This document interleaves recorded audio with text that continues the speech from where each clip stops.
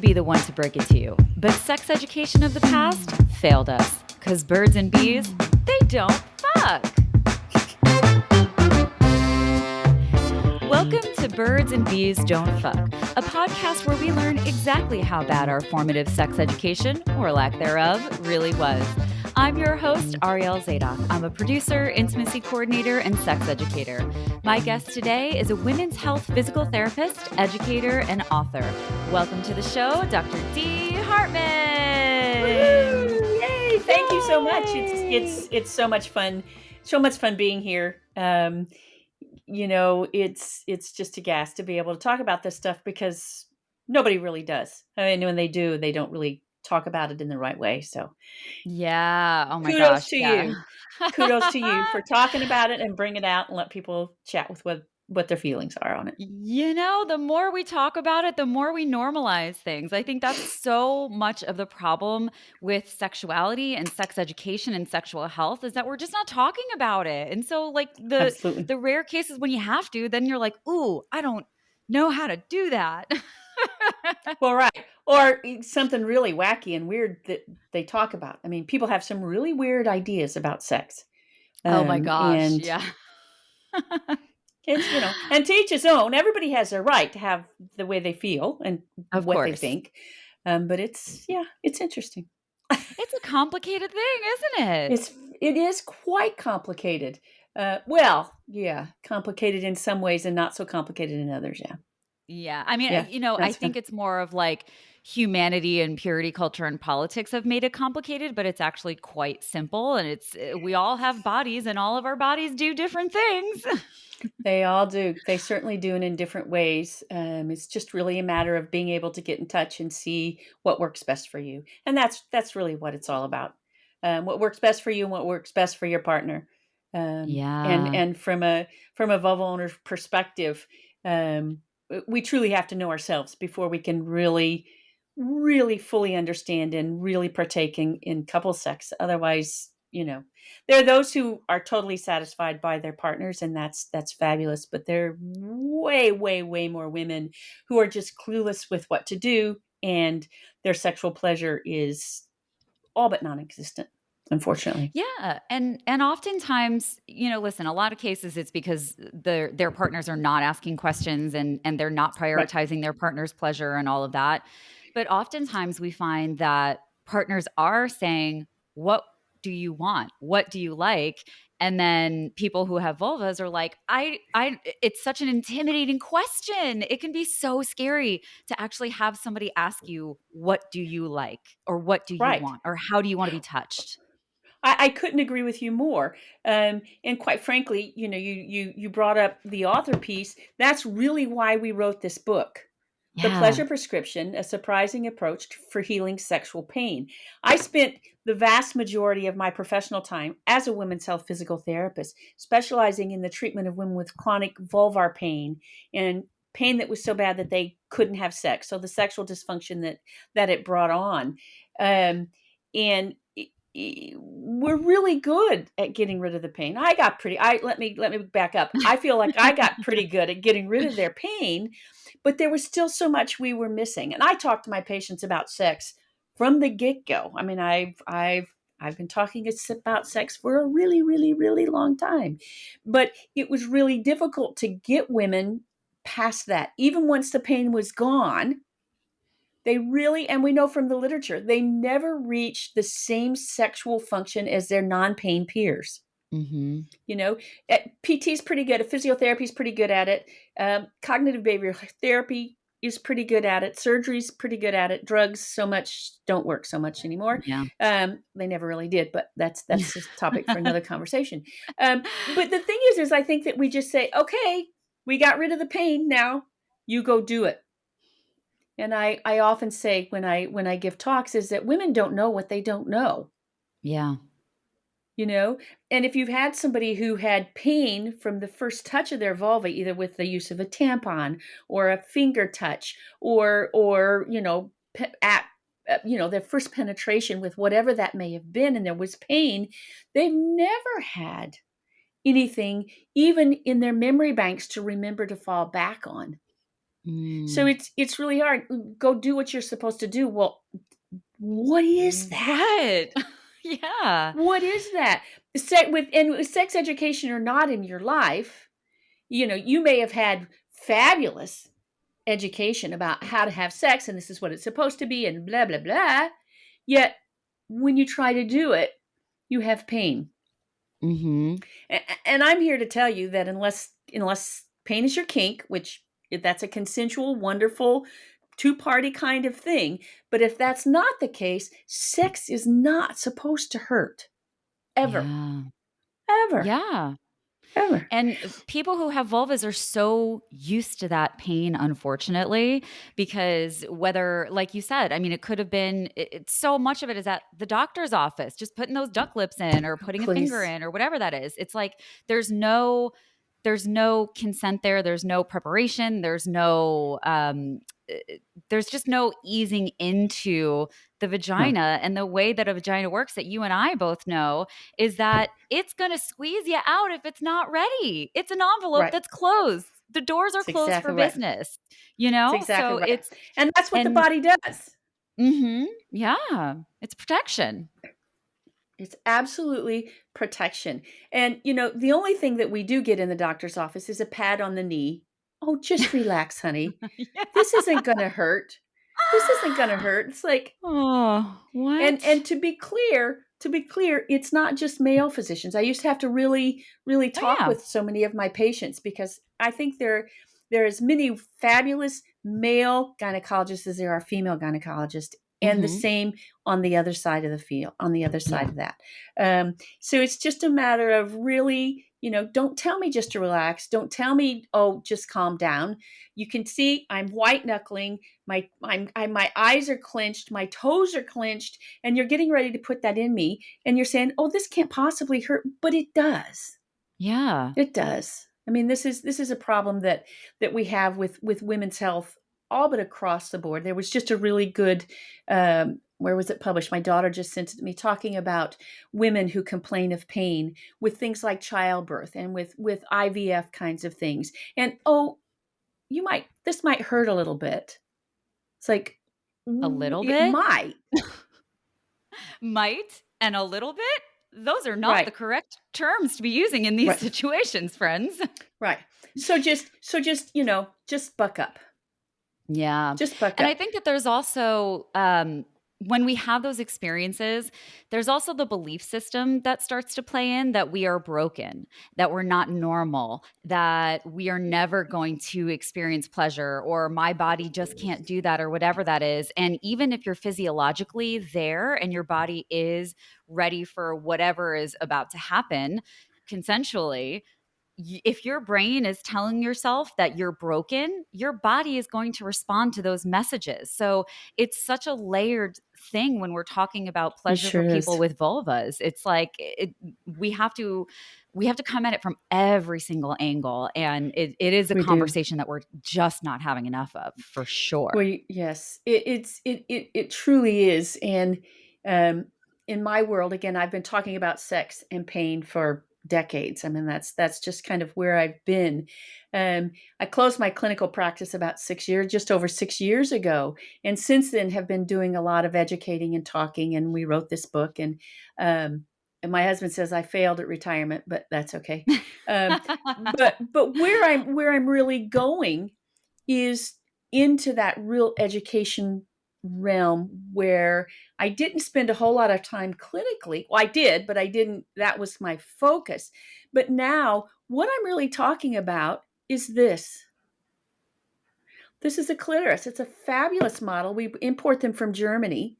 This is a clitoris. People don't know what clitorises are. We didn't know what clitorises were until 2004, Yeah. Yeah. or the Anytime full it was anatomy. minimally discovered, it was just brushed under the carpet. It was ignored.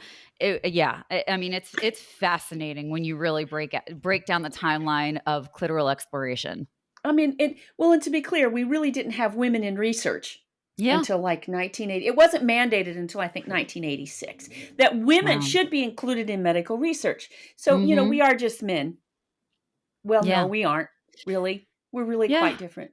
We're Yeah. really Well, quite and different. also when you're looking at medical research in terms of gynecology, it was Black women that were used as experiments as Right. if they weren't full human beings. I mean, it was Right. horrible. That's any Right. research that was done on a woman's body was done non-consensually Non-consensually in a horrible racist situation. fashion. I Yes. mean, I just totally. abuse, absolute abuse. Yes. So it is Yes. really, we got a long way to go, and we have a lot to Oh, apologize yeah. for. Oh, well, we really do, and really going in the right direction. Again, I'm talking to as many groups that I get in front of, really beginning to talk about anatomy and function, and hoping that we can start to address sexuality in something that we can talk about that's not dirty. And I'm Mm. here to tell you, this is not just a little penis. When we look at them anatomically, they kind of look similar, but Yeah. there's a really big difference. Women don't pee out of their clitorises, in case you Mm-mm. didn't know that. Women don't pee out of their clitorises. So it's very, very different, and women's sexuality is very different. You Ah. have kids, right? 1, 2 kids. No, I don't I have, Oh, fur babies. oh, there you go. Okay, for some reason I was thinking you had kids. Well, Yeah. think about think about a little boy for a second for me. We're going to switch over. Mhm. Think about a little boy, a 2 and 3-year-old little boy who is learning to potty train. And what does he do? Multiple times a day. He stands in front of the toilet. He's told to take his pants down and pull out his penis and point it in the right direction, so he has to hold on to it. And as he learns and, as he goes along, he's touching his penis multiple times a day. He knows what it feels like. And then as he really becomes potty trained, you know what it's like when you have a really full bladder and you finally get down to sit down and pee? And what Mhm. do? Ah. That release. So boys learn from that really, really early age that holding their penis feels good. And Yeah. then they even get to attach it to that feeling. Mm. I'm here to tell you that doesn't happen with clitorises. Yep. We don't have the same anatomy. We don't do it. We don't touch it. We don't know anything about it. So it's really not just a little penis. This is my other talking rant these days. It's very different. It's really it's interesting. It's very similar to the penis in that all of the areas that are pink are erectile, and with arousal they get firm and erect. But we also have these two vestibular bulbs that actually go on either side. This is the urethra on the top. This represents the urethra. This represents the vagina, and the clitoral bulbs go around the vaginal opening. So with arousal, when all of the pink is getting firm and erect, these vestibular bulbs are getting filled with blood. And as they get filled with blood, they swell. So they put a little pressure on the vaginal canal. Mhm. And interestingly, you can see, if we look at this from the side, you see how these vestibular bulbs are attached to the glands. This is the glands. This is what everybody thinks is just the clitoris. It also has the neck and the legs. But we also have this commissure where this tissue comes off of the glands and comes down and around the vaginal opening. So we have access to clitoral tissue all on the top side of the inside of the vagina. We talk about that G spot. I think that Mhm. probably is what we're talking about here. So all of this is arousable. We don't just need to go just to the glands, just to that little bitty part that sticks out. The neck is where the clitoral nerves come down and into the glands. And it's really sensitive and really arousable here, just rubbing your finger back and forth across it over your pubic bone, or coming Mhm. down and around, or coming just inside your vulva and pinching your inner lips can really help this area. That's very different than what boys do Mm. because we're Mhm. not the same. And this is where I think, I'm a little biased, I think we really need to go to help women understand how to find their own pleasure, their own sexual pleasure. Yeah, I mean, how can you possibly explore and understand something if you don't understand the basics of how it works? I mean, it's kind of like Right. engineering 101, right? You have to, what is the system? How does this entire system Right. work? And what's actually happening? Okay, now that I understand what's happening, now I know how I can possibly play. Now I can get creative. Now, Right. sex is play. And that's one of the things Hmm. that has always been missing, especially when we are focusing on hard penis into vagina until ejaculation. Now the penis And comes out and that's the end of it. Like there's no play there. It's not a goal. I no. mean, even the language of like, I'm gonna make you come, it's like, please don't make me do anything. Like, let's not do Right. that. Let's That, yes. explore what feels good. Let's just play. And adults don't get to play. It's why I love improv. I'm an improviser as well. And I love improv because it's just our chance to play. And that's what Right. we need more in sex and sexuality. But unless you know the boundaries and what's going on, it's like, how do you Right. know even what to do, where to start? Right. And again, that's the whole premise of our book is the pleasure prescription, because we really need to be able to find ourselves. The word pleasure truly has been hijacked over Mm, years. And you say pleasure, and people, if you ask somebody, do you know what pleasure is? More times than not, their brain immediately goes to sexual pleasure. It's like, yes. well, okay, Hmm. yeah, that's fine. But we have a lot of pleasure. We can bring a lot of pleasure in our lives other ways. And in particular, through the five senses, Hmm. by paying attention to the beautiful blue sky, by feeling the breeze as it blows in our hair, by listening to the birds, by eating brownies, by gentle touch, pleasurable touch that you enjoy before we ever get to the whole sex part. Yeah. So that's Yeah. kind of the steps. That's kind of the steps we take in the book. We talk about anatomy, then we talk about the anatomy of pain, and then about sensuality and how you find that sensuality and work on that. It's my business partner, like my co-author, likes to say, you need to fill up that pleasure pot, Yeah. because when that pleasure pot in general gets more full, our sexual pleasure is easier to access, A because hundred it all percent. impacts your brain. It all has an impact on what's happening, your neurohormones and all of your feel good chemicals aren't just with sexual pleasure, but they really come out with all of our pleasure and just feeling good and enjoying things. It does, yeah, and this is something that I work with clients as well. When I work with clients, is like, how can you find pleasure in the everyday? What is it? Listen, there's a lot of stuff in life that is not pleasurable, that's You better not believe it. fun, that fucking sucks. There's a lot that Isn't we it the can't truth? control. Yeah, but there are a lot of things that we can control, and there are a lot of ways that we can find pleasure. Is it in the way that you pour your coffee or drink your coffee? Is it a moment of your drive? Is it when a good song comes on? Is it the way that the breeze feels Sure. on your skin? It's like we have to find all of these teeny tiny pockets of pleasure in order to make the whole picture feel a lot better, especially when we're struggling. And when we're struggling, it's the hardest. I mean, when you are It's the going through hardest. something, especially Right. if you are clinically depressed, these things are Oh, yeah, that's very right. inaccessible to you, Right. totally understandable.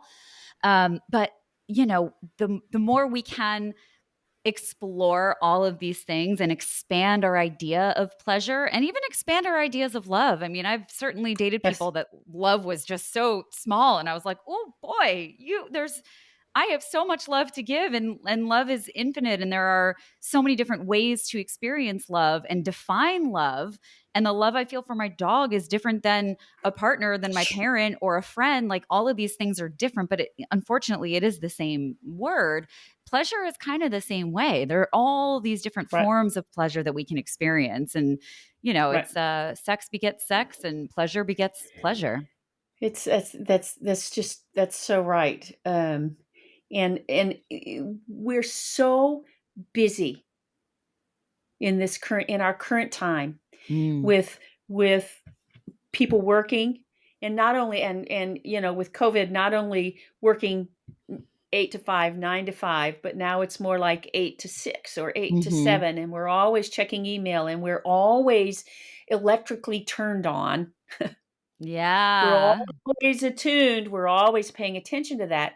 So if you do have a partner, someone you live with, whomever that may be, if you've not looked, you're talking about that love, that if you haven't touched each other, if you haven't said nice things to each other, if you haven't had pleasure between you, then all of a sudden the norms say we're supposed to be able to jump in bed and have this hot, juicy sex. What? How? So, How? It makes no sense. It right, just makes no right. sense. It makes no sense, but that's how now men's sex organ is their penis. And this is another myth that just makes me absolutely insane. And a woman's sex is her sex organ is her brain. Mm, And it makes me just crazy. It just yeah. makes me crazy because it just, we, granted, men are very focused. Men are very, they're the hunters. We're the gatherers. We do everything. We're in everything. We're doing everything. But truly, in order to really get to true arousal and really full arousal, which can take as much as 40 minutes, as many as Mm-hmm. 40 minutes to be clear, we really do have to get out of our forebrain. We have to get out of our thinking brain. We really have to drop down in our brainstem, which is where all of these basic functions are. And the only way we can really do that is by what you were just talking about, with the touch, with the heel, with the connection, with the real sense of where am I going? What am I doing? How does this feel? And staying in the moment, staying present with what's happening.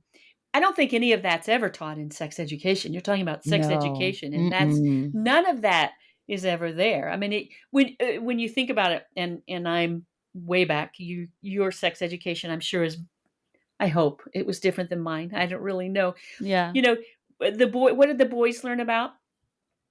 Wet dreams, morning erections and masturbation. Mm-hmm. And what did the girls learn about? Periods, don't get pregnant, Yep. and STDs. Yep. So from the get-go, you're being shut down. Mm-hmm. And boys are being told, this is isn't this glorious?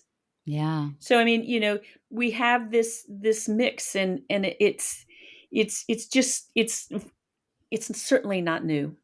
It's Yeah. And, certainly not new. all of these things are also so focused on the binary. And we know that gender is not binary. We know that gender is a Right. social construct. We know that biologically speaking, bodies are different. And there is a high percentage of people who are born intersex as well. And so when we're Yeah. approaching sex and pleasure as boys and girls and brains and penises and whatever, we're not only are we avoiding the holistic view of a whole human being, but we're Right. also approaching humans as this complete binary, which whatever your feelings are, gender is a social construct. And biologically speaking, I mean, I love when people are transphobic and whatever, and they want to talk about biology. It's like, great, let's talk about biology. Let's talk about how doctors are gendering babies by looks alone, by Yeah. measurements of genitals, not by anything biological, not by chromosomes, not by hormones, not by anything like this. And then they're set on their whole life's path. So Yeah. that's a whole other rant that we can go on. That's But yeah. ultimately, it's everybody. And also when we're talking about people who are experiencing erectile dysfunction, how do we get them out of those places? We focus on everything we're talking about. We focus on pleasure. We focus Absolutely. on non-genital erotic touch. All of these Right. things. So it's not Right. binary. Right. I totally Even if agree. you want to approach it in a binary way, which is wrong. Right. And that what you just said is just so interesting. It's like we have put sex in a pot, Mm-hmm. and this is where it's supposed to be. And it doesn't matter what you do the rest of your life. You come to this pot. I don't know. I'm thinking flower pots. I'm not thinking toilets, but somehow pot came to mind. I don't know why.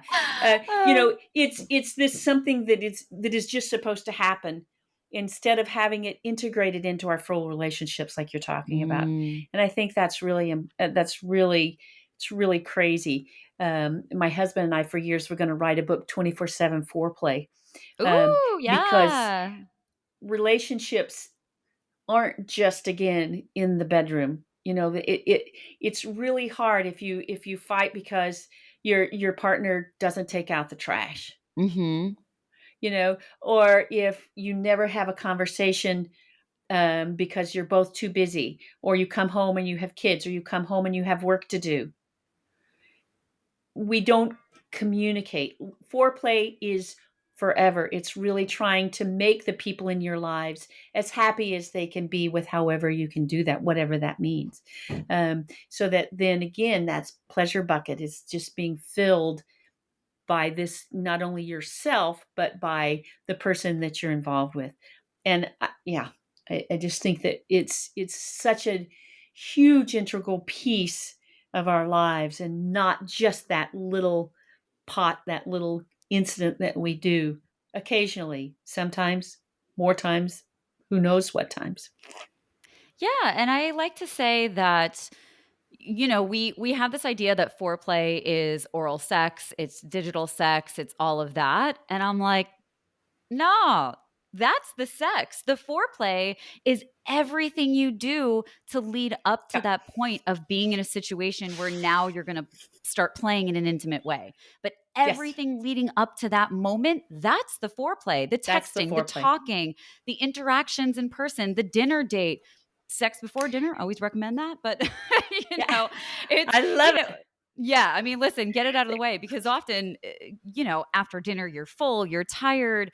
Now you Sure, spent all this time and energy doing other things, and oftentimes people, especially in long-term couples, they're like, "Okay, you know what? I'm too sure, tired. Let's do it tomorrow." And then all of a sudden you sure. haven't had I'll sex in send 2 months and tomorrow because of and all of these tomorrow and other tomorrow. things, right? Right, Yeah, right. it's And so again, it's so easy to put it off. because everybody's so busy again. I mean, Yeah. and we're so turned on for such a big part of our days, and we don't really let ourselves get into that foreplay. And it's yeah, it's just an Yeah. integral piece, and I think it's just really important, and we just have to stop and think. But you do have to stop and think about it. It's not Yeah. hard. It doesn't cost a lot of money. Mm. It's just being nice. When you're not nice to each other, when you're a couple and you're really not very nice to each other, and you don't touch each other, and you don't whisper in each other's ear, and you don't touch each other, and again, you're supposed to have wild, crazy sex. It just doesn't make a lot of sense. Yeah, Doesn't contempt make a can lot of grow sense, very quickly and easily. for Without sure. intention, contempt will sneak up on you without you even knowing it, and it leads to a lot of problems, and it's avoidable. It really is avoidable. Sure. It takes work. It's Relationships are work. Sex is Yep. work. All of this stuff is work because you have to be intentional. But if you're not doing the work, it can lead to contempt and problems and a lot of Sure. unhappiness. So, Sure. so switching Yeah. gears, where did you grow up? I grew up in South Central Illinois, so Okay. in yeah, it's almost straight west of St. Louis. Hmm. However, my parents were from South Carolina. My mother was raised Southern Baptist. My dad was raised Southern Presbyterian. Wow. So I grew up in a household where my I never saw my parents argue ever, Mm, or even disagree. wow. Never. I'm sure they did, but not in front of. Well, I have three brothers, not in front of the kids. I grew up with a dad kissing a mother goodbye when he would leave for work in the morning, and I would kiss him on the cheek before I went to bed at night. And that was Hmm. the extent. There was no hugging. There were no "I love yous." There was none of that in my household. But I had this boyfriend. I had just turned 16, and he was still 15, who happens to be my husband now. Oh, And cute. he grew up in a family very different from that. He was the youngest of six. His father died when he was 3, and his oldest Oh, brother was 12. wow. And he uh, grew up with, from my experience to this day, with the most amazing woman I have ever known in my life. Oh. They had love. They hugged each other. They blew each other kisses. They were very open about sharing and caring for each other. Um, so that's really, I was very fortunate. I met her when I was so young, and I was able to evolve with my husband into that way. We have 5 kids. They were born in just under 6 years, and we have raised them that way. We're very physical. We're very open with our emotion. I have 4 boys, and I always considered the success of being a mother that they'll tell you they love you around their Mm. friends, and they'll walk hand in hand with you or with your arm around you in public, and all of them always did. So it's that 24/7 foreplay that's not sexual at all, but it's just relationship kind of things that I think are just so important. My sex ed, my mother put a book in my drawer. So I don't think that's uncommon either. Mm-mm. Um, Yeah, it's interesting. At the same time, with my second menstrual cycle, she suggested that I use tampons. That's the one thing that I have to. Really? Mhm. Wow. With the second one, my mom was the opposite. She was like, "You are not ready for that. You are not. You're gonna be in pads." Yeah. So, and you know what? And I never, of course, never asked her why. Mhm. Um, she was, as far as we know, the only time my mother ever had sex with my dad was when they were conceiving kids or when they were trying to Yeah. get pregnant. I don't. They did not have well, I know they didn't, but we won't go into that. They didn't really Mhm. have a sexual relationship for many, many, many, many years. Um, so I don't really know where that came from, and I never asked her. I didn't have the greatest relationship with my mom, so I don't know. I don't know. I wasn't one of those girls who found myself. I didn't know anything about my clitoris. I didn't know anything about touch. I didn't know anything about my body. So, you know, and again, I met my boyfriend when he was 15 and I was 16, and he didn't know much more. So it worked out Yeah. quite well. We're still married. Learning So, learning on the job. no, Literally for but you. fortunately, but so many other people, and I'm sure you've met and spoken with them, were very inexperienced, and they were with a very experienced partner. Yeah. Yeah, that is And oftentimes a some dynamic. and sometimes that can work out well and sometimes not. Yeah. So, you know, Even it now, I is what mean, it is. even as people are in their 20s, 30s, 40s, 50s, 60s, beyond, oftentimes you will still have that mismatch. And unfortunately, where we are today, a lot of times it's if we're talking about a cis straight relationship, it's the Mhm. female partner that has done the work, that has, she's taking classes and learning about pleasure and reading the books and everything, and the dude is just clueless, which is why I'm really particularly passionate about helping cis straight males get their shit together, because like y'all will Yeah. sit there and YouTube how to build a deck and completely dedicate yourself to that, but you're not gonna look up anything about a vulva. Like, what are we doing here? What are we doing?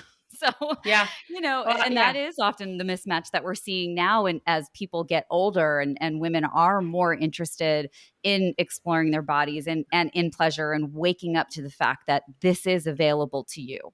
We just have to Right. study it the same way we study anything else. Right. 100%. And stop with well, my last boyfriend really gave me great orgasms, but this partner, not so much, because I Mhm. think we really need to take responsibility for our own pleasure. And Yeah. that's again, uh, I only have one daughter, and she's like the total opposite of me growing up. She knew it all. She had, she knew all about her body. We talked a lot about these kinds of things. My kids grew up with a pelvic model sitting on the counter, right? Yes. Their friends would come in and say, "Oh, geez, what's that?" "Oh, The it's hell just is a that? pelvis. Yeah, It's just my mom's pelvis, it's no big deal. it's just, yeah, no big deal." So we grew up thinking about that. I have 9 grandchildren. Wow. Five of them are girls, and they Wow. all they all know about their vulvas. They all talk Mhm. about their vulvas, and they know the difference between their vulva and their vagina. So hopefully, as they age, they'll be taught more. And my daughters-in-law are just fabulous. So we talk about those That's things. great. And it is, with each generation, I hope that we do get better and better. I mean, my sister has 3 kids. They're all in their 20s now. Her son is the same way that you were describing your sons, where she was always very open about everything. Like, if she got out of the Mhm. shower, like, yeah, her boobs might be out, whatever, no big deal. So when he got to the age of, oh, now boys are looking at boobs, he was like, oh, what's the okay? Like, why are you guys freaking Yeah, out? Like, what's the big deal? They're boobs. Who cares? And right. she was always very open with her girls and with her son, and they're smart kids. Like, they're not afraid to talk about things, and they granted may Yeah, not always want to talk to their mom about things, but that's where Auntie comes in. But right. it's important that we are normalizing these conversations and shifting, because they're still not getting it in schools. We're still not getting proper No, sex education in schools, and especially depending on what state you're in. Do you right. remember anything about anything that you did learn in school? Were there any sort of programs that you had or remembered?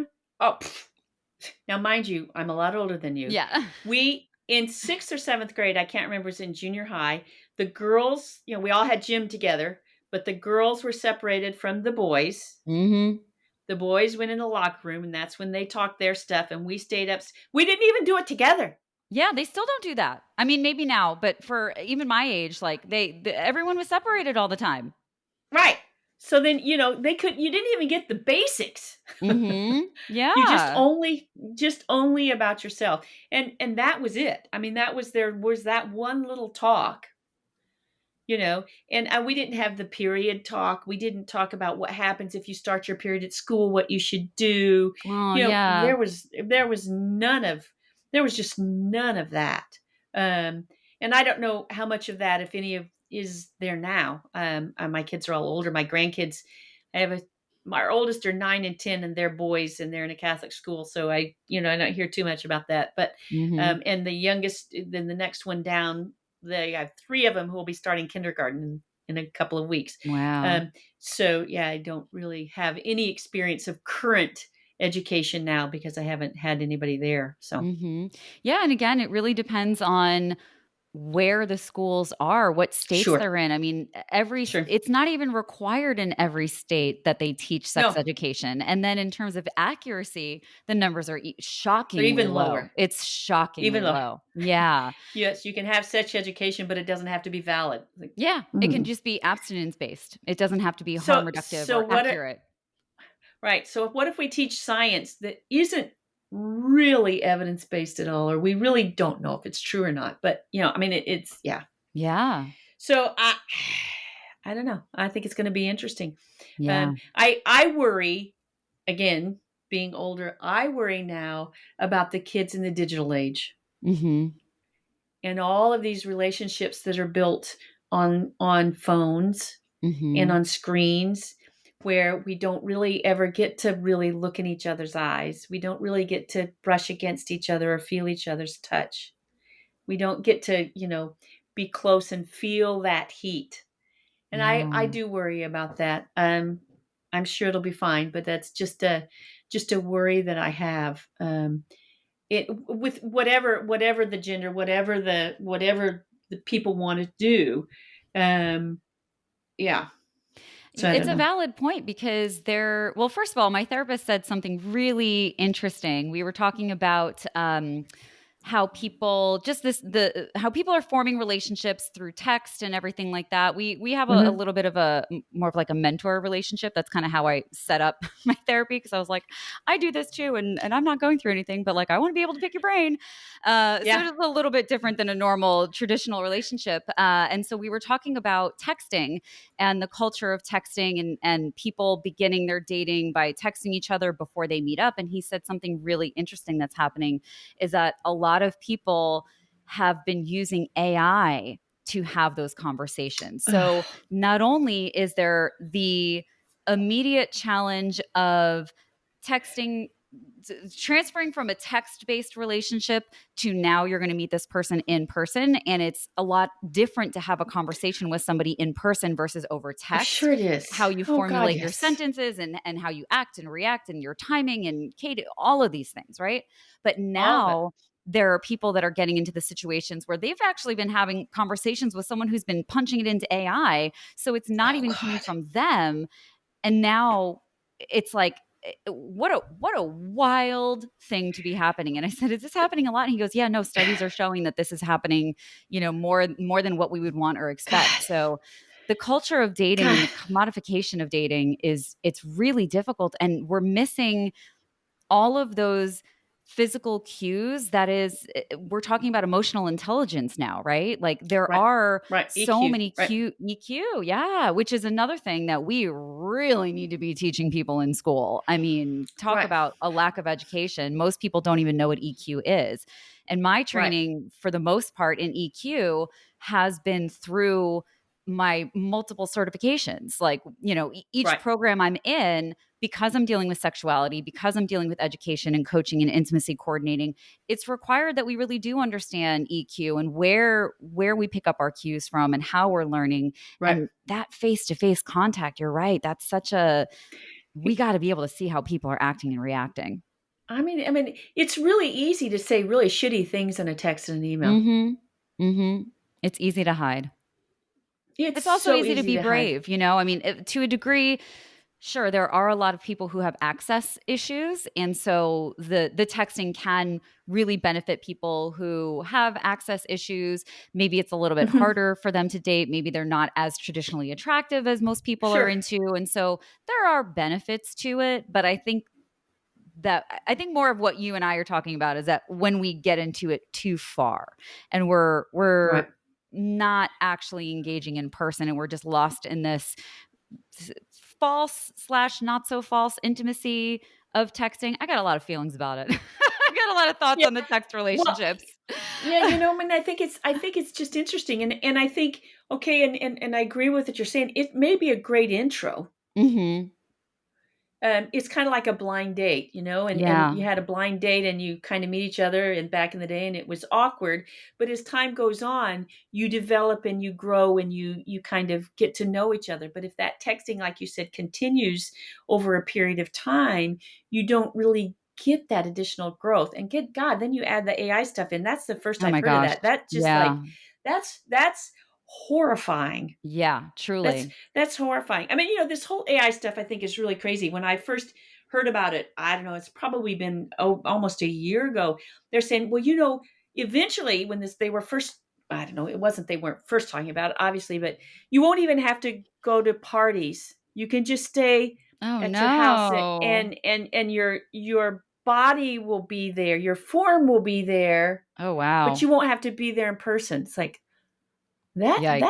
that's really frightening because I Yeah. think we're becoming so much more withdrawn just in Hmm. day-to-day life. Forget about sexuality and sensuality, but in day-to-day when we just have all of this electronic relationships that we have, it's yeah, it's Well, going to be it's so interesting. interesting because what I'm thinking about now, of course, my first reaction is like, "Oh yeah, that's wild and that's rough." But also, we've been doing that in like The Sims and video games, and that is video game Oh culture. yeah. But then there is that second degree of it, or the second layer of it, that is people with disabilities who, for a number of reasons, can't get out into the physical spaces. So, Right. and it's all like how we wield this stuff. How are we using it? Yes. And I mean, there's a conversation to be had around people who are in relationships with sex dolls, with real life dolls. And is that harming or is that hurting? And if they are unable to form relationships out, in life, and they've Mhm. struggled and everything like that, or they have disabilities and whatever, is it helping or is it harming? And in some cases it's Sure. helping, and it's helped them Right. then transfer that into other relationships. So like, boy, this stuff is so layered. There just is no black and white with any of this stuff, because again, And yeah. relationships and sexuality, like, it is all so layered and complicated, but Oh also gosh, simple, but yeah. also not. Yeah. Well, I mean, and that's just what I'm saying. And I don't. There are no rights and wrongs. Mhm. I mean, there's no standard. Yeah. There's really no in the course of most things now. I really don't think there's a normal much of No. normal anything. Normal is such We a have dangerous word. averages. it is such a dangerous word because there's Yeah. so little in life that's normal, you Mhm. know? And I think we have to be so careful because if there is a normal, then there's definitely an abnormal. Yeah. And that comes back So down that to what I means, was saying with people thinking that they're broken all the time. right, right. You're either right or you're wrong. Yeah. And You're there's normal or very, broken. You're weird or right, average, right, weird or right. boring and it's like, wow, we are so much more complex than that.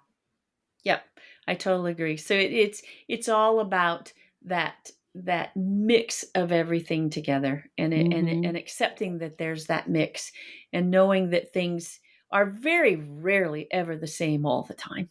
Yeah. That's why I like to use the word baseline. What's my baseline? Where am I starting? Where are we starting? What is our baseline for whatever situation this is? What is the baseline for my body?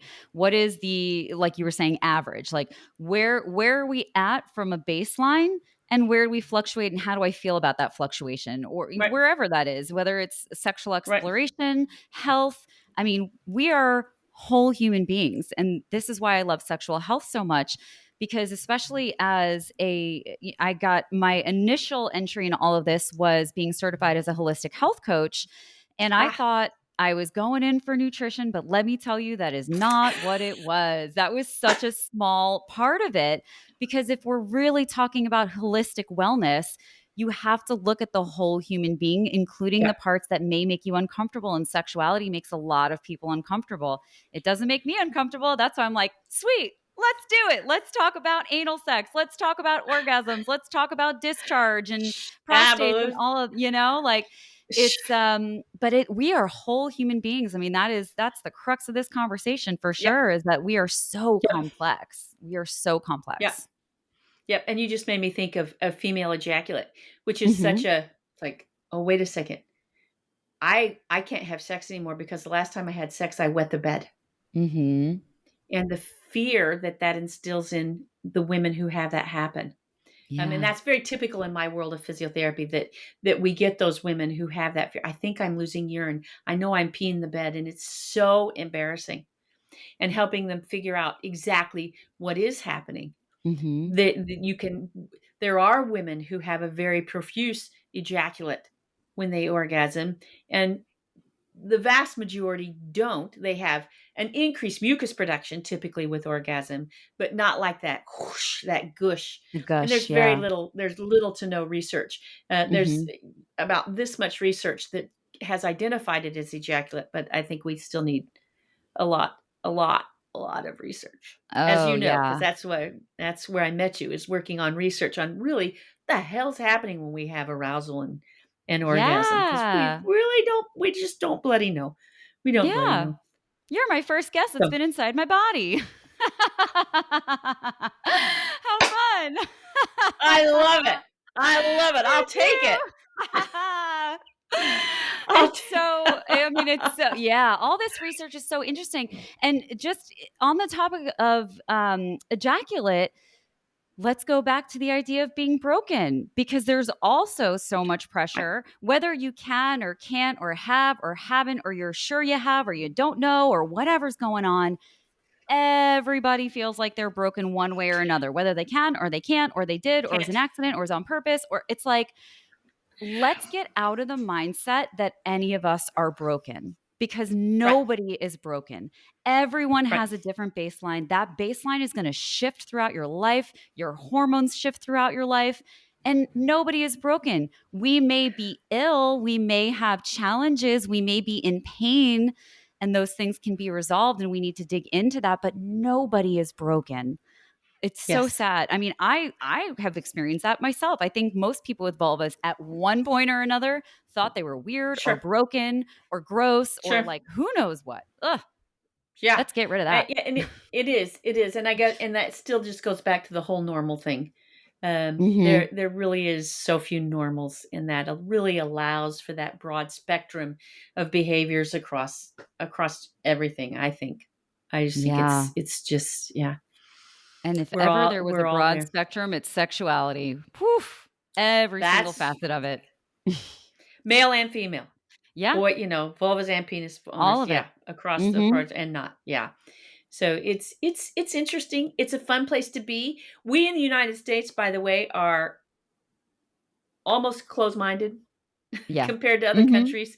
Oh, You yeah. know, um, I do a lot more speaking about this stuff outside of the United States than I do inside the United States, um, because people are just like, well, do we really have to talk about that?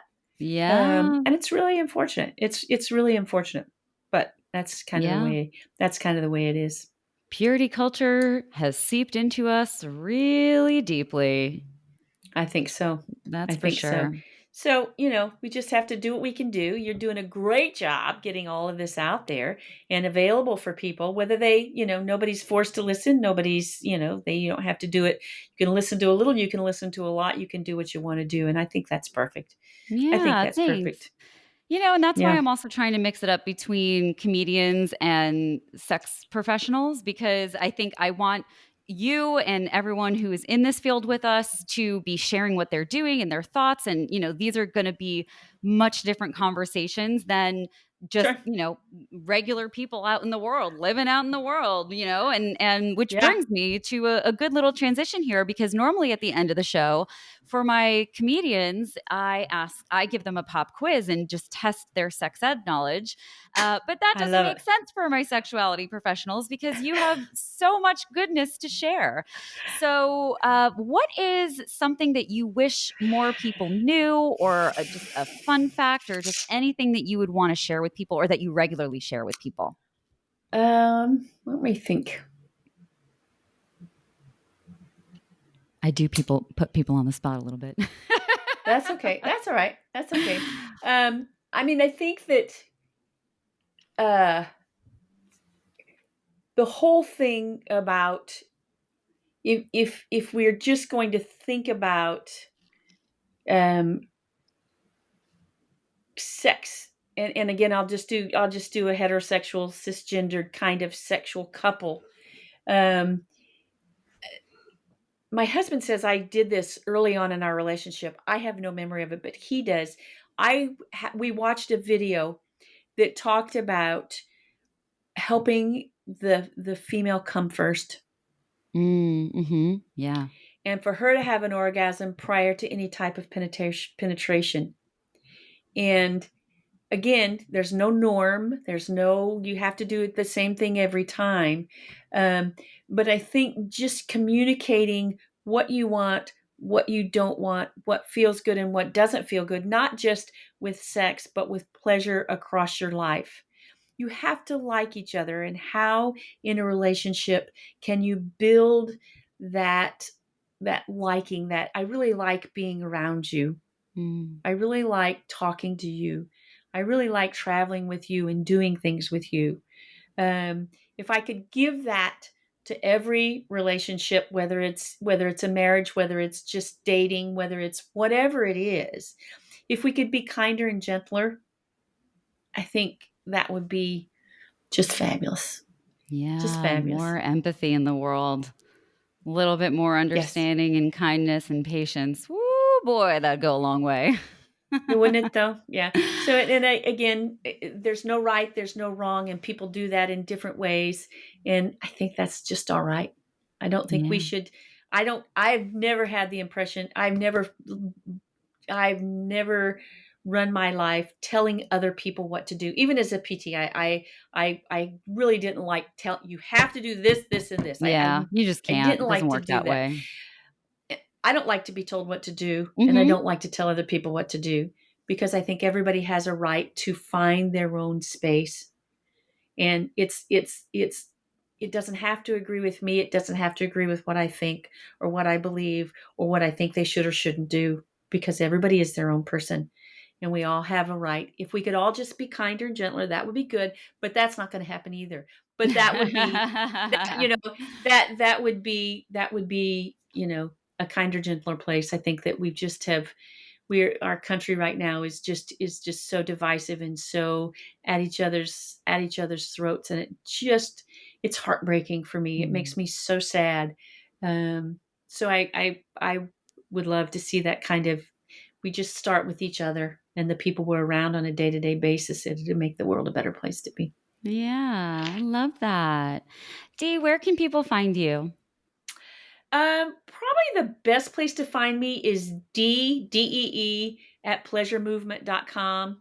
Pleasuremovement.com is the website that I have with my co-author and business partner that talks a lot about what we're doing professionally, as well as my bio is there and all of that kind of stuff. And contact you is there. That's where my email is, and that's usually the easiest way to get to me. The book is there. All that kind of stuff is there. Amazing. Well, thank you so much for coming on the show today. This was Oh, such a thank you for great having me. conversation. Thank Uh, you. if you like this podcast, then please go ahead and like, subscribe, send it to a friend, especially if you think that this is a conversation that they would like to hear, or send it to your partner. Always great to send podcasts to partners. It opens up great pathways for conversations.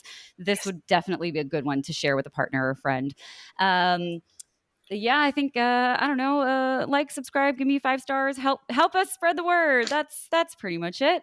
But again, thank you so much for being here. This was such a Ah, lovely conversation, and it was so great to get to dive deeper with you after meeting you. thank you. So thank you. Yes, thank you so much. I really appreciate it. It's wonderful. Keep up the great work. Yay, I thank love it. you.